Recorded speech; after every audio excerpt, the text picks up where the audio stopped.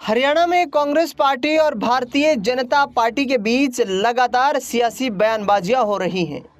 क्योंकि एक तरफ कांग्रेस पार्टी को बीजेपी नेता प्रतिपक्ष का चुनाव न यहां पर तय करने को लेकर सवाल खड़े कर रही है, तो दूसरी ओर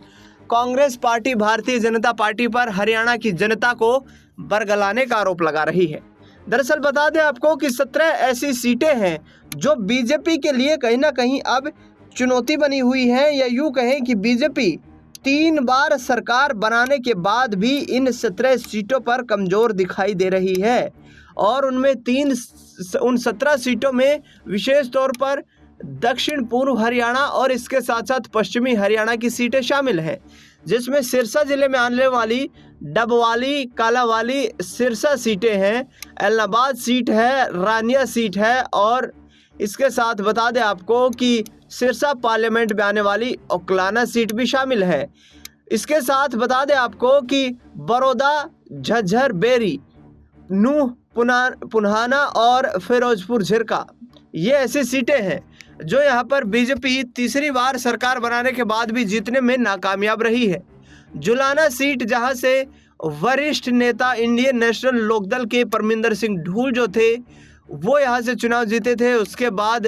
बीजेपी ने यहाँ से एक मजबूत कैंडिडेट को चुनावी मैदान में उतारने की तैयारी की, लेकिन जुलाना विधानसभा सीट पर विनेश फोगाट ने जीत दर्ज कर ली। महम सीट पर आनंद सिंह डांगी के बेटे को जीत हासिल हुई। कलानौर सीट जो कि रिजर्व सीट है, यहाँ से शकुंतला खट्टक एक बार फिर से कांग्रेस पार्टी को जीत दिलाने में कामयाब रही। गढ़ी सांपला किलोई जो कि भूपेंद्र सिंह हुड्डा का गढ़ माना जाता है, ये सीट भी बीजेपी नहीं जीत पाई, क्योंकि यहाँ पर भूपेंद्र हुड्डा लगातार कई चुनाव जीत चुके हैं। दूसरी ओर पृथला की बात करें, ये पलवल में आती है और इस सीट पर कहीं ना कहीं भारतीय जनता पार्टी ने पूरा जोर लगाया, लेकिन इस सीट को जीतने में नाकाम रही। मेवात जिले में आने वाली पुन्हाना, नूह और फिरोजपुर झिरका, इन सीटों पर जीत दर्ज करने में कांग्रेस पार्टी को कामयाबी हासिल हुई, जबकि बड़ौदा, झज्जर और बेरी, ये ऐसी सीटें रही जिन सीटों पर कांग्रेस पार्टी के लिए कहीं ना कहीं जीत दर्ज करना काफ़ी आसान रहा, तो बीजेपी को